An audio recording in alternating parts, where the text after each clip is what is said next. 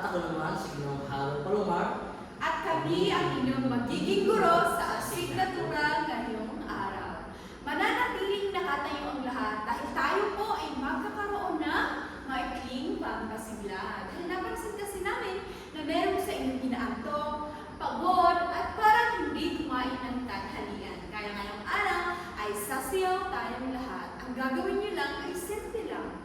Sundin nyo lang ang mga hakbang na pinapakita sa video at kapag nahuli namin kayo, hindi kayo nakibahagi, ay sasayaw sa harapan ng mag-isa. Malinaw ba? Kung gano'n ay sabay-sabay natin gawin ito.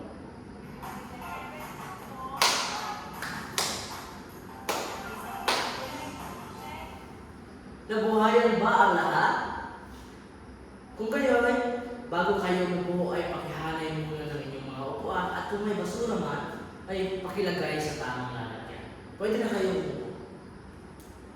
May lumiban ba sa ating klase? Magaling dahil walang lumiban sa ating klase. Palakpakan niyo ang inyong mga sarili. Ngunit bago tayo dumako sa ating panibagong paksang tatalakayin, ay nais muna namin malaman ninyo ang aming mga alitutunin dito sa ating klase. Pakibasa ng sabay-sabay.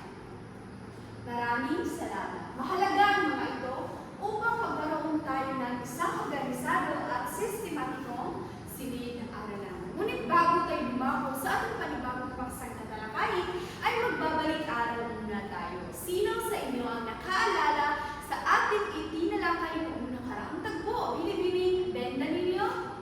Ayan, maraming salamat. Bigyan natin ng magaling clap sa binibining benda ninyo dahil siya lamang ang nakaalala sa ating itinalakay noong nakaraang araw. Bigyan natin siya ng magaling clap. Isa, dalawa, tatlo. Magaling, magaling, magaling. Ngunit bago ang lahat, may inihanda kami ilang larawan dito upang tingnan ninyo ng mabuti dahil pagkatapos ay magkakaroon ako ng mga maikling katanungan para sa inyo. Obserbahan ninyo ng mabuti ang larawan na ginagawa. Ito ang unang larawan. Pangalawang larawan. Pangatlo. At pang-apat. Ngayon, ano ang inyong naobserbahan base sa mga larawang ipinapakita? Binibining Kenyanola? Maraming salamat. Sabi ni Binibining Kenyanola, ito ay nagpapakita ng pagbasa, pagsulat at pagsuri. May ibang idea ba kayo kung ano ang ipinapakita o pinapahiwatig sa larawan ninyong nakikita dito sa harap? Ginoong Bangkaya? Magaling, maraming salamat. Sabi ni Ginoong Bangkaya, ito raw ay nagpapakita ng makrong kasanayan. Ngayon ay may idea na ba kayo kung ano ang ating panibagong paksang tatalakayin Binibining Recondo? Tama, bigyan natin yung magaling clap si Binibining Recondo. Isa, dalawa, tatlo. Isa, dalawa, tatlo. Magaling, magaling, magaling. Ngayon ay nais kong tingnan sa inyo kung sino ang pinakamatangkad. Sa tingin ko, si Binibining Bayot ang pinakamatangkad sa ating klase ngayong araw, kaya nais kong buksan mo kung ano nga ba ang ating panibagong paksang tatalakayin. Ayan. Pakibasa ng sabay-sabay. Ang mga component at katangian ng asignaturang Pilipino sa kurikulum na 1980. Magaling. Ngunit bago ang lahat, narito ang aking mga layunin. Pakibasa ng sabay-sabay. Maraming salamat. Ngayon, ay aalamin natin kung ano-ano nga ba ang mga nararapat nating malalaman ngayong araw. Kita lang ba dyan sa likod? Kita lang? Magaling. Pakibasa ng sabay-sabay. Maraming salamat. Sabi dito, ang Secondary Education Development Program o SEDP ay isang programang edukasyon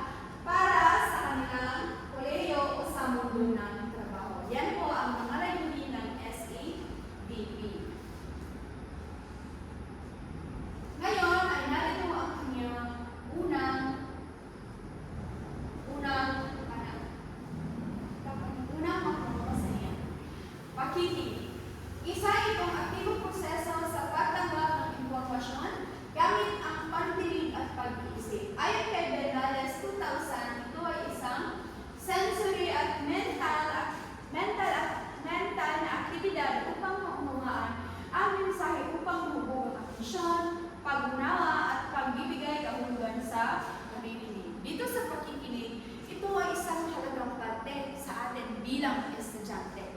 Dahil sa pakikinig, ito ay nakakatanggap tayo ng mga impormasyon gamit ang ating pandinig at pag-iisip. Hindi tayo nakakaunawa sa isang bagay kung hindi gamit ang ating pandinig at ating pag-iisip.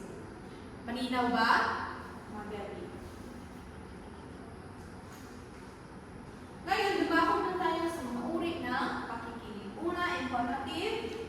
Ito ay nakatuon sa pagkuha ng impormasyon at datos. Ibig sabihin, sa madaling salita, ang informative, ito ay nakatuon lamang sa pagtanggap ng mga impormasyon na nakakatulong sa atin o mga impormasyon na may mahalagang datos. Pangalawa ay ang pangkasiyahan. Layuning aliw o masaya. Sa salitang pangkasiyahan, ito ay nakikinig ka lang upang maaliw ka at maging masaya ka. Pangatlo ay ang kritikal. Pakibasa ng sabay-sabay. Maraming salamat. Ang kritikal po ay pagsusuri sa katumpakan at katotohanan ng mensahe. Ibig sabihin, inuunawa mo ng mas malalim, inuunawa mo ng mas mabuti upang malaman mo kung ito ba ay may wastong ebidensya o ito ba ay may mahalagang informasyon. Malinaw ba? Pang-apat ay ang desgravidad. Pakikinig na tumatanggap lang ng impormasyon na hindi inuunawa. Ibig sabihin, itong desgravidadong nakikinig ka lang pero hindi mo inuunawa. Naiintindihan ba? Magaling. Panglima ay evaluative. Ibasa ng sabay-sabay. Maraming salamat. Ito ay ang pakikinig na gumagamit ng pagsusuri upang maunawaan ang mensahe. Pang-anim ay ang reflective. Pakibasa ang Ginoong Kraso. Maraming salamat. Ang reflective, ito ay pakikinig na may kaugnayan sa pagninilay at paglalagay ng sarili sa kalagayan ng iba. Ibig sabihin, kapag may kaibigan ka na may problema, ikaw ay nakikinig at hindi lalagay mo ang iyong sarili sa kanilang sitwasyon. Pang-pito ay ang empathy. Pakikinig na may malasakit at pag-unawa sa damdamin ng tagapagsalita. Ibig sabihin, nakikinig ka at may malasakit ka pa sa tagapagsalita. Pangwalo o panghuli, ito ay ang meta-comprehension. Pinakamataas na antas ng pakikinig na uunawaan pati ang mas mga di-literal o nakatagong mensahe. Pag sinabi natin meta-comprehension, ito ay nakikinig ka kahit sa mga salitang hindi mo naunawaan o salitang hindi literal ay talagang inuunawa mo. That is meta-comprehension or the meta-cognitive factors. Malinaw ba?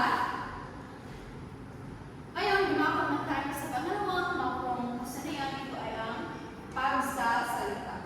Paraan ng verbal na komunikasyon upang maipahayag ang ideya, damdamin at salubin. Ito ay dahil sa pakikipag-ugnayan at pagkakaunawaan sa lipunan maging maayos, malinaw, at makabuhan ang pagpapahayag ng kaisipan. Hindi tayo magkakaunawaan at o magkakaintindihan, hindi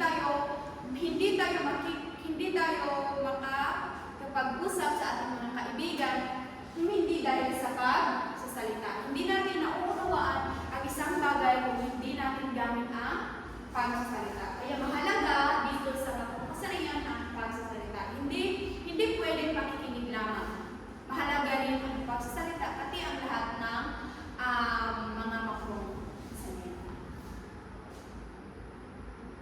Ngayon, dumako naman tayo sa mga uri ng pagsasalita. Pakibasa, Binibining Alfred.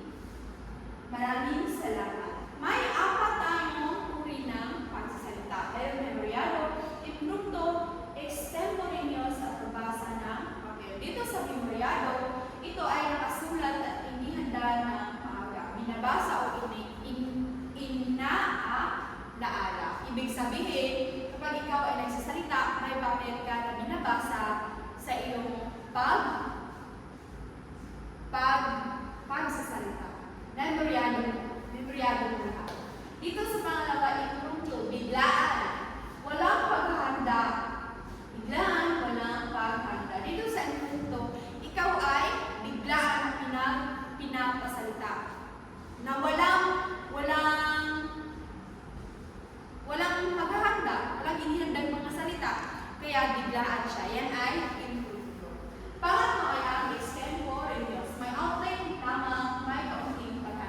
sa extempore news, nagsasalita ka na may outline lamang. May kaunting paghanda.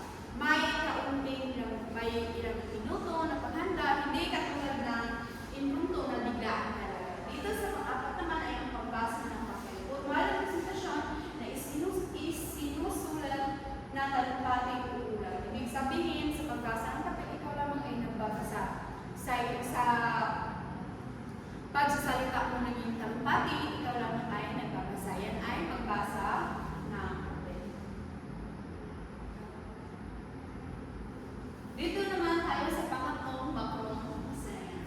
Proseso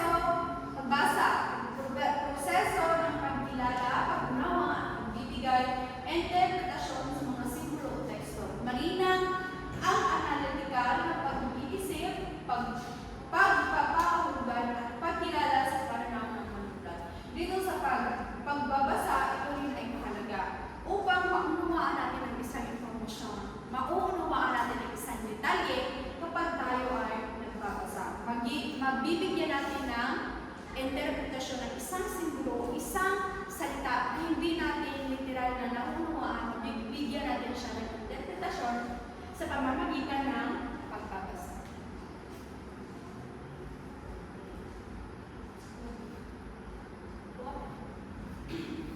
Teorya ng pagbasa. Una, bottom-up, top-down, at interactive.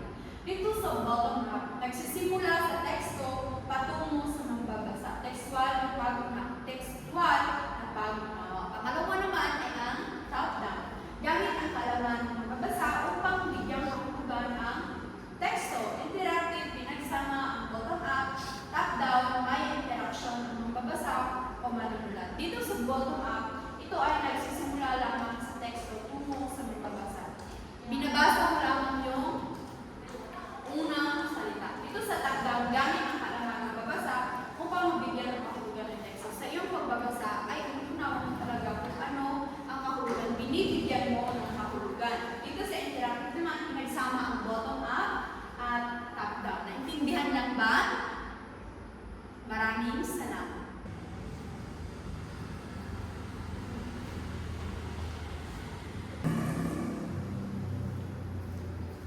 Sa muli, magandang araw sa ating lahat. Ngayon ay pag-usapan naman natin ang tungkol sa ika-apat na makro-kasanayan. Ito ay ang pagsusulat. Bakit nga ba napaka-importante ng pagsusulat bilang isang estudyante? Dahil sa pagsusulat ay napapakayan mo kung ano ang iyong salubin, ideya, at damdamin. Ngunit sa pagsusulat ay kinakailangan ng organisado at lohikal na pagsusulat. Dahil maraming mga uri ng pagsusulat, ito ay ang akademiko, formal, intelektual, na may pagsusuri at batayan. Ngunit sa pagsusulat, kaya naman natin na hindi lahat ay nakapagsusulat o sa pamamagitan ng pagsusulat ay kung hindi lahat na nakakapagsalita, ngunit sa pagsusulat naman nila, ipinapahayag ang kanilang mga ideya. At yun ang pagsusulat. Pag-usapan natin ang mga uri ng pagsusulat. Ito ay ang akademiko. Sinabi natin akademiko, ito ay tungkol sa formal na pagsusulat. Kapag usapan lang natin kung ano nga ba ang ika-apat na makro-kasanayan. At ikalima, ito ay ang panunuot. Ang panunuot ay isang proseso ng pagmamasid. Pag sinabi natin pagmamasid, ikaw ay nanonood ng isang pelikula o isang debate. Sa pamamagitan ng panunood, ikaw ay makakuha ng ideya at impormasyon kung ano ang dahilan o kung ano ang laman ng inyong pinapanood. Kung ito ba ay pelikula o video. Ito naman ang mga uri ng panunood. Una, diskriminatibo.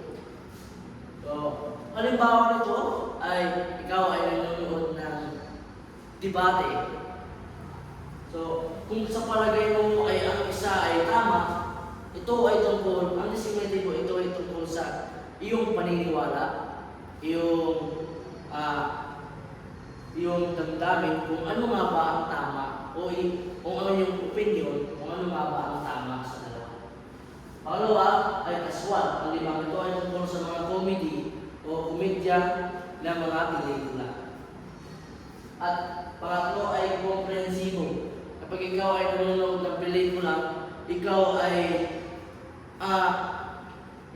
nanonood at inuunawa mo kung ano nga ba ang layunin ng mga karakter o kung ano nga ba ang mga detalye nito. Pag sinabi ng critical, ito ay inuunawa mo at at pinapanood mo kung paano nila ito ginawa o ang mga detalye o ang mga ginagawa ng mga tao. Pag sinabi, punta naman tayo sa mga katangian ng Asignaturang Pilipino o SEDP. Pag sinabi natin SEDP, ito ay ang Secondary Education Development Program. Pag sinabi natin wika, ito ay ang maghiwalay na itinuturo sa panitikan. Bakit nga ba ang wika ay isa sa pinaka-importante na kailangan ipalago bilang isang mga mag-aaral. Dahil sa pag-aaral ng wika, ang wika ay ito ay magagamit natin sa pang-araw-araw, hindi lang sa pang-araw-araw, kundi sa lahat ng ating gagawin. Kung ito man ay mapormal o hindi formal. Dahil ang wika ay nakakatulong sa atin upang mapapahayag natin ng mas maayos ang ating pagsasalita. Hindi lang sa pagsasalita, kundi kung meron tayong mga punto na pagsasalita, kung ito ba ay sa bayang magbigkas, ito man ay tula, ay sa pamamagitan ng pag-express ng wika. At kung ang wika ay iyong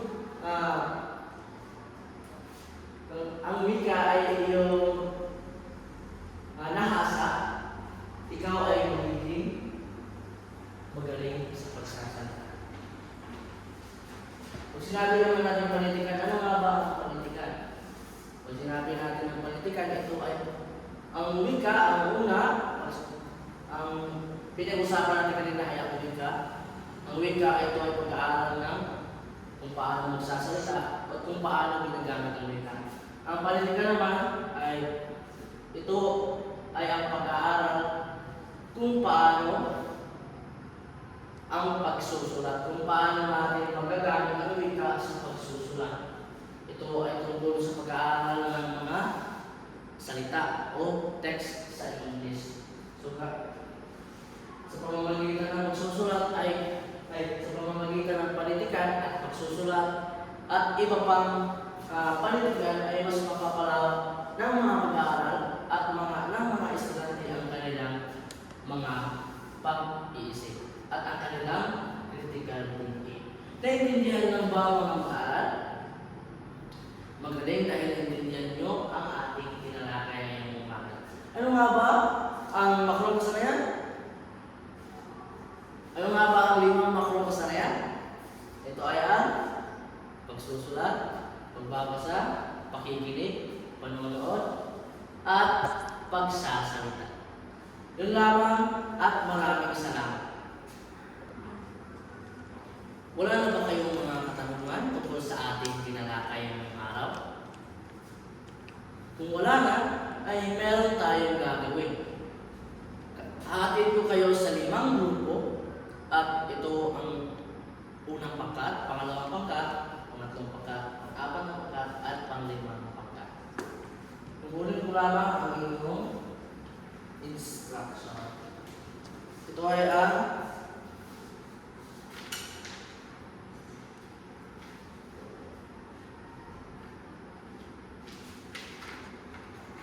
pangkat ay kakatawan ng mga makrong kasanayan. Una, ang pangkat una ay ang pakikinig. Pangalawa ay pagsasalita. Pangatlo ay ang pagbabasa. Pang-apat ay pagsusulat. At ang pang-lima ay panuno. Naintindihan lang ba kung ano ang inyong gagawin? Sa unang pangkat, ito ang inyong gagawin. Maghanda ng isang maikling dula-dulaan na nagpapakita ng kahalagahan ng aktibong pakikinig. Ang inyong gagawin ay pakikinig. Gagawa kayo ng dula-dulaan. Pangalawa naman, ang inyong gagawin ay maghanda ng isang debate o talumpati ukol sa isang mapapananglisod ng lipunang Pilipino. Naintindihan ba kung ano ang inyong gagawin? Magaling.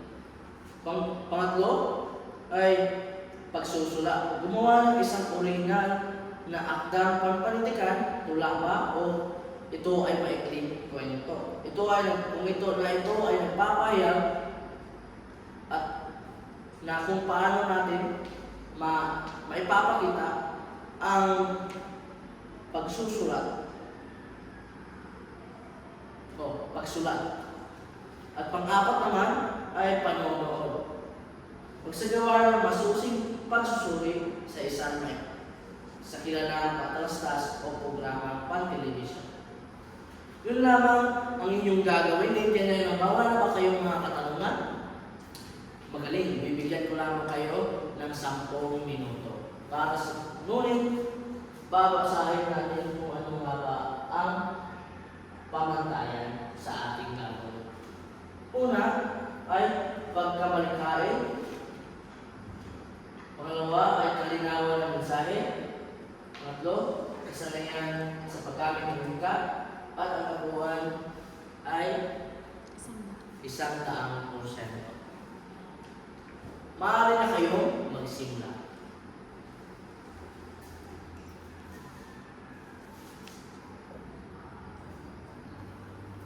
Tapos na ba ang lahat?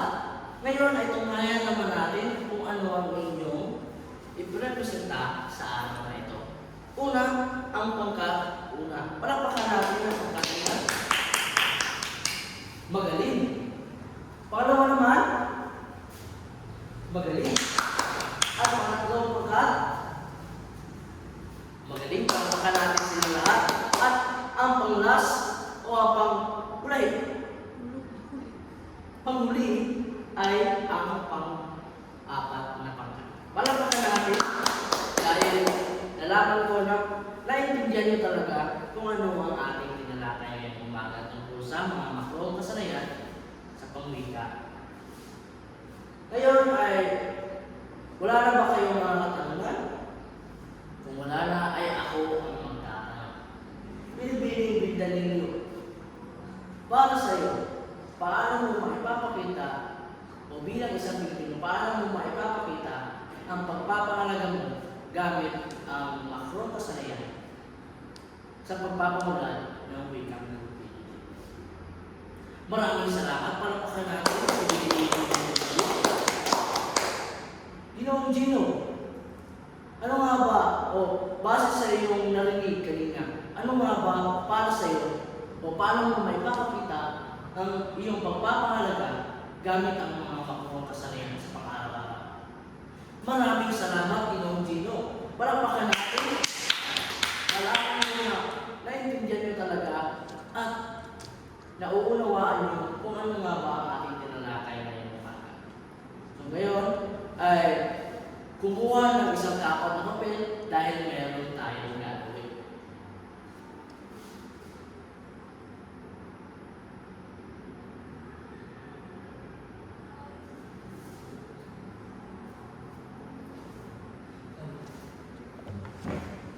Narito ang mga panuto para sa ating pagsusuri.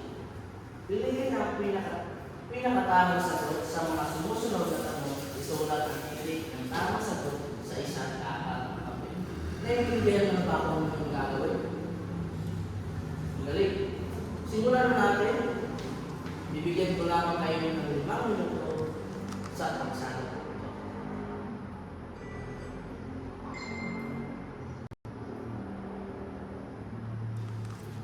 Tapos na ba ang lahat? Ngayon ay pakipasa na ng inyong mga papel dito sa harapan. Maraming salamat, Binibining Inirosa.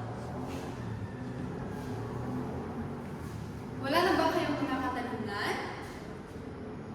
Hinggil dito sa ating maikling pagsusulit ay malalaman ninyo ang inyong mga score sa pagbabalik namin sa susunod na araw. Dahil wala na kayong mga katanungan, ay may takdang araw kayo.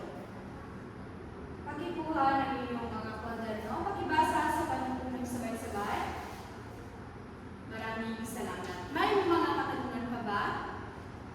Kung wala na, ay sabihin namin ay dito na po nagtatapos ang ating klase. Paalam at maraming salamat. Paalam.